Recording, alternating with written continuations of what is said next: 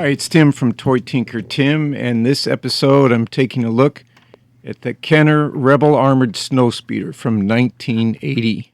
Ralph McQuarrie created the concept sketches of what a snowspeeder would look like. The idea was it's going to be heavy on flat panel body design, and then Joe Johnston and his team developed that into what we see in the movie The Empire Strikes Back, and what Kenner then based their toy design off of. The vehicle, 3.5 by 10.25 by 12 inches long, was described on the box as a space vehicle having remote operated landing gear, lights and sounds, swiveling laser harpoon cannon, and removable harpoon, and running on 2 C-size batteries, which of course are not included. The 1980 Sears Wish Book catalog had it listing being sold for $13.49. Taking a closer look here at the cockpit design, designed for 2 of the figures there. You've got some neat surface decal, the laser mounted cannons here that light up and flash. Is a huge advancement from the original TIE fighter and X-Wing fighter that came out after the first Star Wars movie. Kenner seemed to really kind of get the knack in having a little bit more time to develop and design the vehicles. This one, I think, really has some of the best light and sound action to it for its electronics.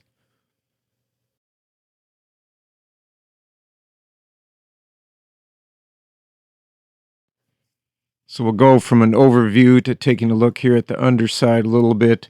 That landing gear foot here that goes into place, just sliding the button over, and then a tiny wound spring that fits over that axle of it, that it mounts into the underside. Just flip the button back and it springs out into position there. Very simple, but a cool additional toy play feature here. This innocuous looking little square section here is the button to trigger the light and the sound for the laser cannons on the top side of the ship.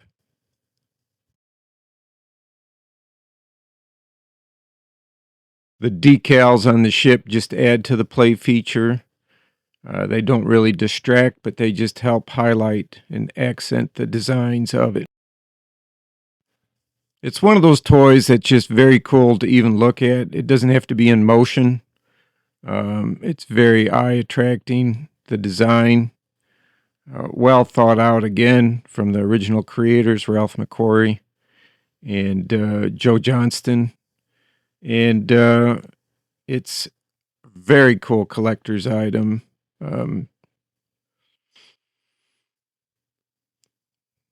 The clear canopy, multiple windows on that where you can place in your figures and they're still quite visible. Windows wrapping around all the way to the back and the sides for your additional character in the back of the vehicle.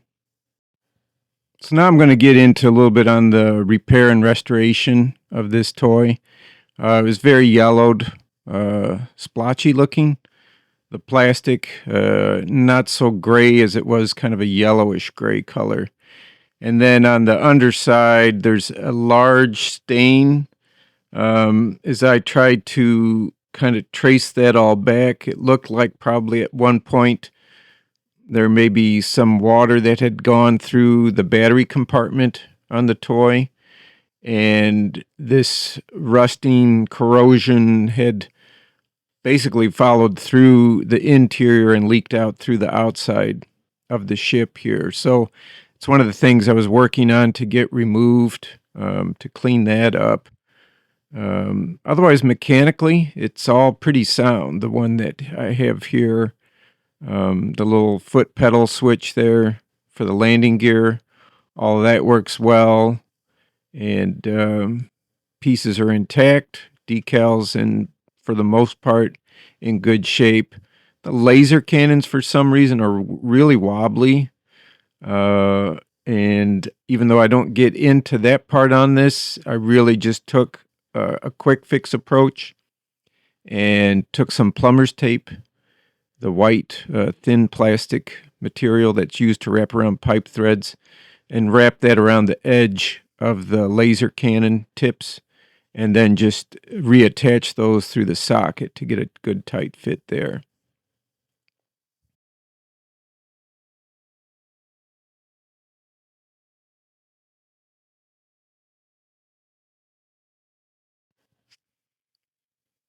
You can see that yellowing, both from age and the battery corrosion here, is just kind of sporadically spread throughout the surface of the plastic toy, both surface and the bottom.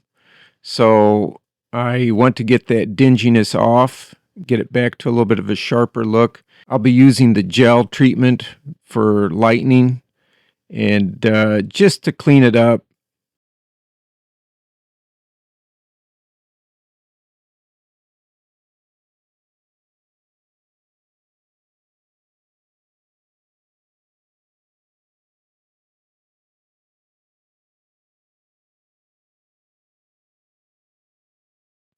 The figure was thrown in for free with this, or to me, free, because the ship was very inexpensive. So it's got some paint loss. I'll just do some basic touch ups on that.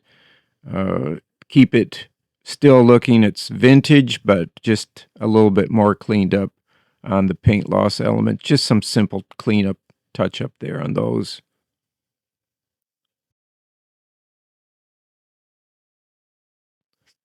The seat design, everything is good there. Nothing's broken. Uh, it's in good shape.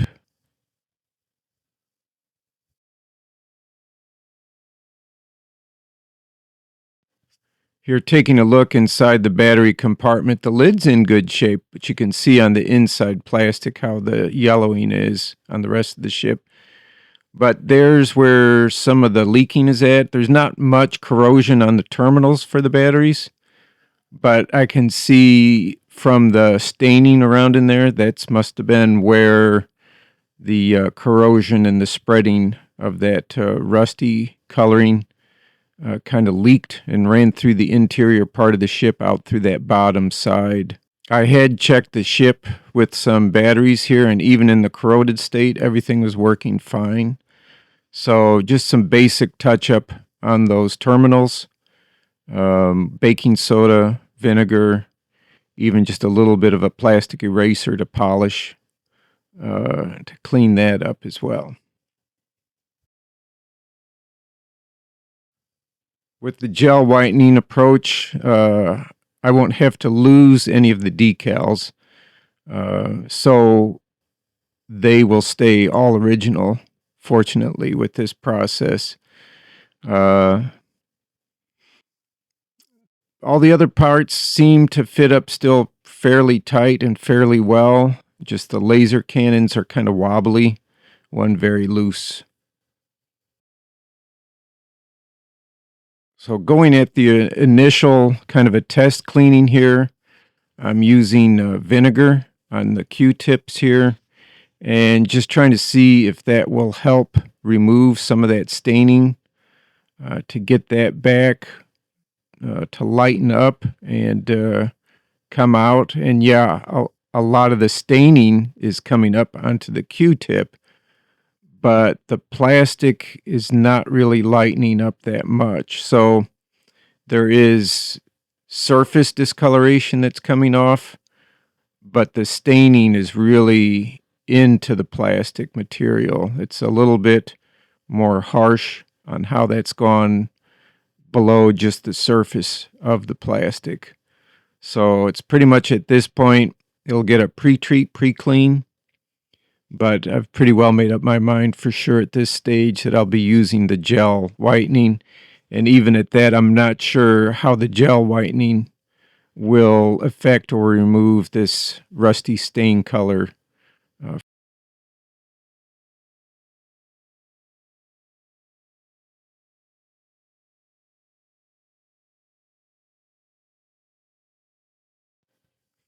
So the toy design, thankfully, at this stage of manufacturing for toys, and how Kenner went at it, really. was still in a process that it's pretty easy to dismantle, to take it apart. A lot of the sections that came apart from original shipping, as a consumer, things that had to be assembled can easily be disassembled and removed. But the body itself and segments, sections are all just screwed together, which is a huge relief for getting in to do this restoration. A habit that I've gotten into is to keep some sort of a little container handy to keep all the screws together in as I work. The tip of the screwdriver is magnetic just to help keep things from rolling or dropping off on the surface. So right now it's just a matter of disassembly, and then we'll get to look a little bit better on the inside.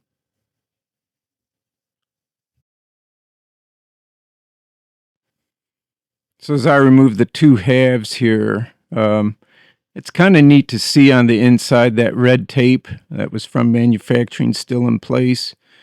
The underside of the top half, I can see a lot of that staining, but you can see from the inside how the original color was, this lighter putty gray kind of a color versus the dingy yellowed surface. That red tape, I want to make sure I keep that back on. If that loosens or comes off in the process, I'll just reattach that. The little motor assembly, gears, everything's in really good shape here on the inside. And I wasn't sure what kind of condition those were going to be in. So it's pretty nice to see they look still really sharp. There's just a color comparison, taking a look at the plastic between the two halves, original color, and how the coloring of the surface has turned out over time.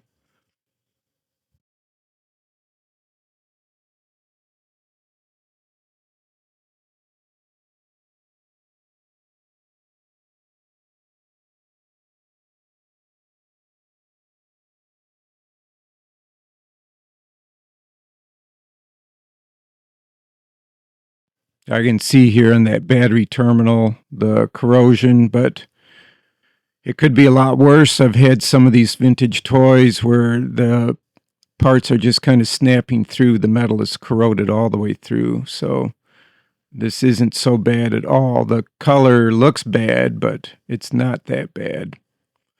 There's the little swing out landing pad foot there, little spring here. We'll have to be careful with that. Probably just store that in with the screws so that doesn't get lost or misplaced. And everything just kind of lifts out of place, which is great for what we're doing here with the cleaning and restoring. Makes things so much easier to work with.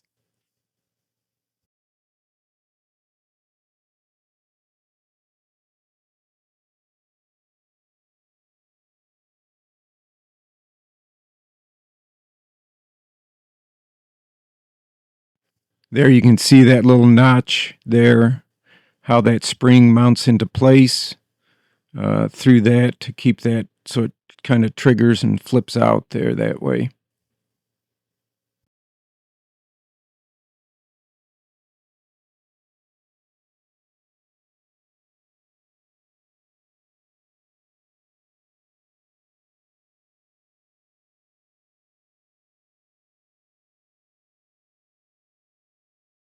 So I'm getting all my parts disassembled that will come off here, even with the plastic canopy.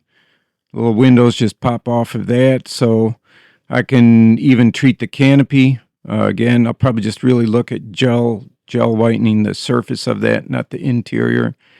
And then the window section, I'll clean that up with some clear plastic polish.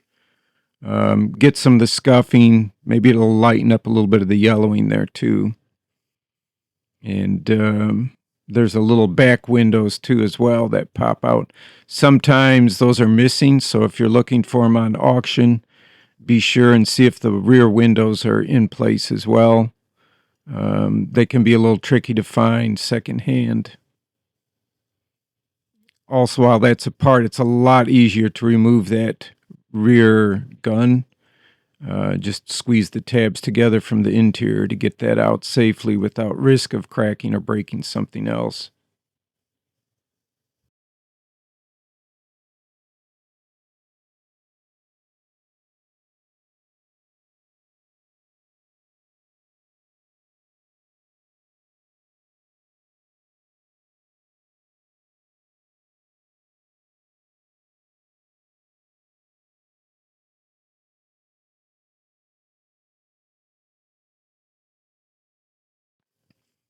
Just kind of taking an overview of the different sections and parts before treatment to just really look at how we're setting with things.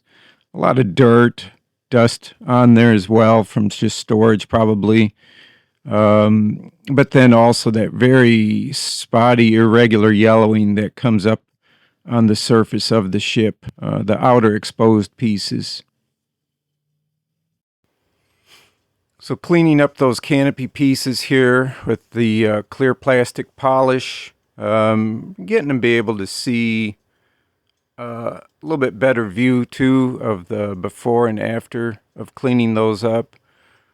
It's not really removing everything that's yellowed about the plastic, but it definitely got rid of the scratches and the regularity of the surface. Nice, more uniform look to that clear plastic now. So it'll definitely sharpen up the presentation and appearance of it.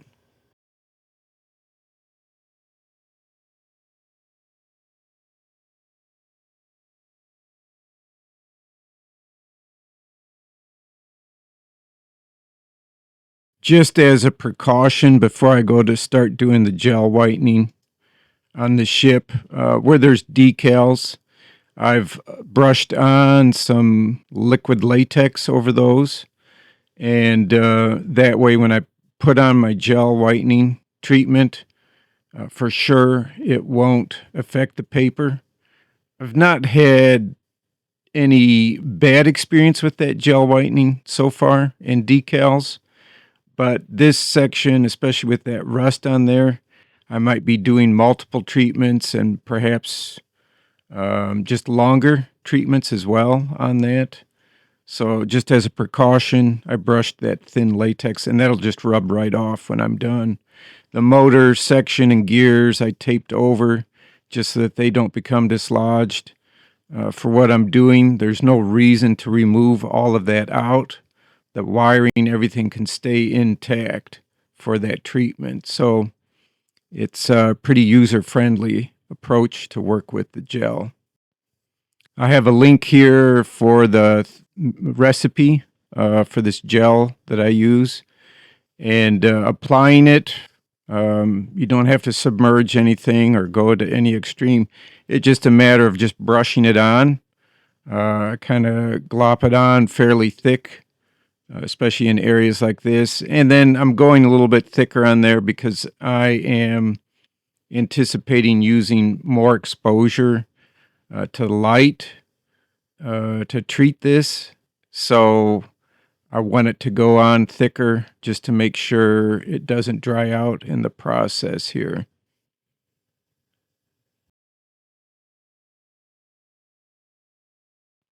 So for the first run, I used the UV light. I've had some cloudy days at the time. And the first treatment, it came out pretty good after I cleaned it, washed it off. But I'd like to go again, especially trying to treat those rusty areas from the battery. So I'm going to gel it all up again. And then this time I'll take it outside into some sunlight. And the batch is big enough, so I'm treating the tauntaun. That's in another episode here where I've treated and restored that. So do some sunlight for about an hour, and then let's take a look.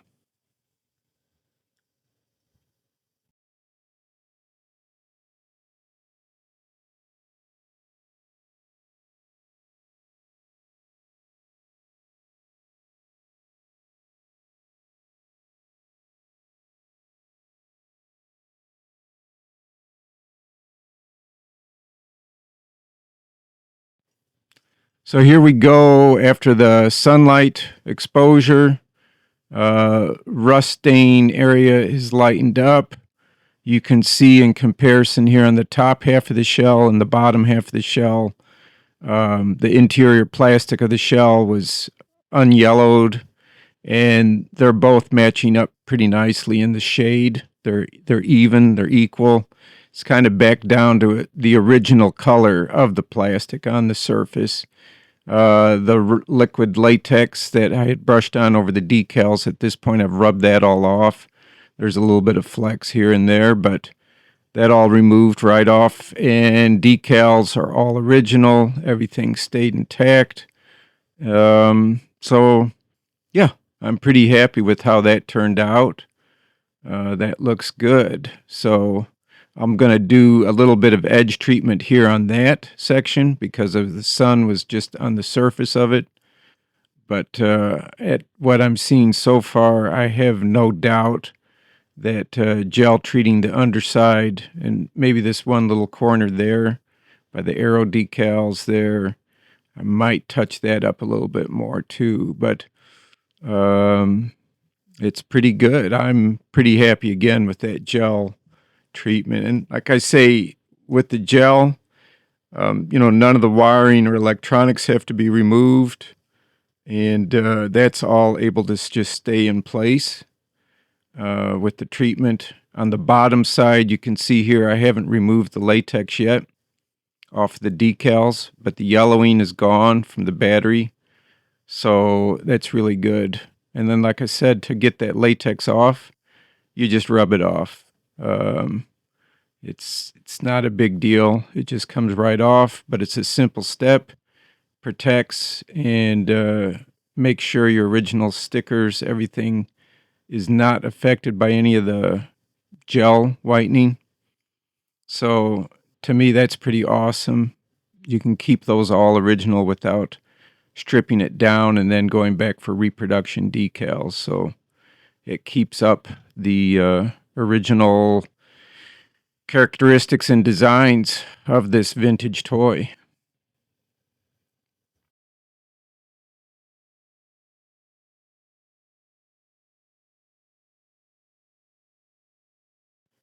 You can see here too, the canopy is all cleaned up. One thing to be watchful are these little tabs, these little pins like on the underside of that canopy. They extend beyond the surface. I accidentally, here after the process of this, went and snapped the one off. So it'll be a simple matter of just reattaching it, but I hate that that happened. But like plastics in general, as they age, they do get a little bit more fragile.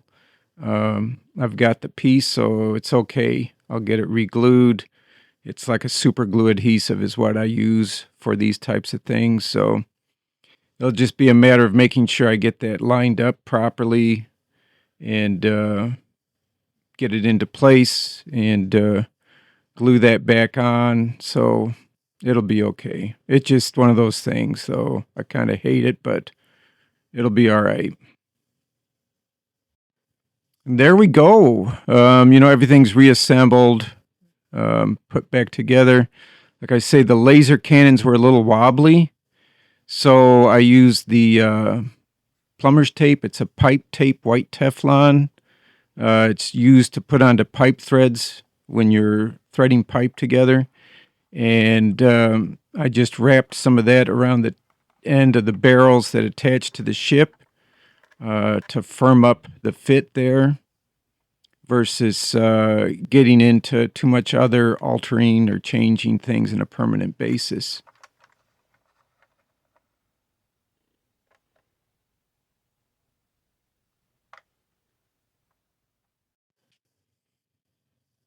And here's some before and after shots here. Before treating, doing the gel treating. And the gel treatment really did clean up and get rid of that yellowing, not just from age, but from the battery corrosion, which I really was not sure how well that was going to clean up. But I'm really surprised and happy it did. It took that out. So that's really nice. I'm happy about that.